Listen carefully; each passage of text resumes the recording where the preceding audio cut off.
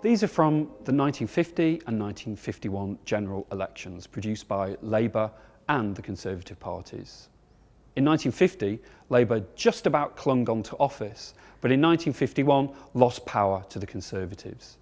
These two elections were keenly contested. Over 80% of voters came out to the polls. And as you can tell from the posters, Labour and the Conservatives put housing as central to their campaigns. At this time, there was a housing crisis. In 1945, when Labour got elected on a huge landslide, it was the most important concern of voters. Even before the Second World War, housing was a huge issue for many working class people. But German bombing made matters considerably worse. But there was also a sense that after fighting a world war for 6 years, returning soldiers, war workers and their families deserved a much better life, and that meant better homes.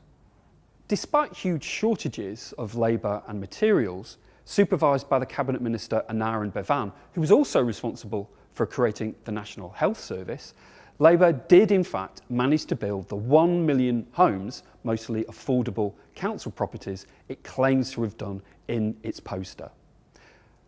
But more still needed to be done, which is why the Conservatives promised that they would build 300,000 homes a year if they were elected in 1951, a feat they also accomplished, most of those homes being council properties.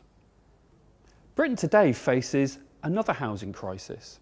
Since the 1980s, many of the council properties that were built after 1945 have been sold off, but local authorities have been unable to replace them. Most of the homes that have been built since the 1980s have been constructed by private contractors.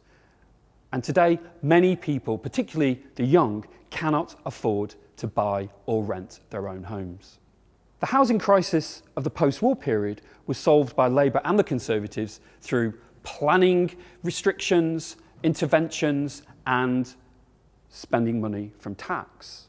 But that's an approach neither of the two main parties today appears willing to adopt. Perhaps they need an infusion of the willpower that allowed earlier generations of politicians to solve their own housing crisis. The archive has a vast array of material to illustrate how the housing crisis was resolved. There are the Aneurin Bevan private papers which show how he saw the issue.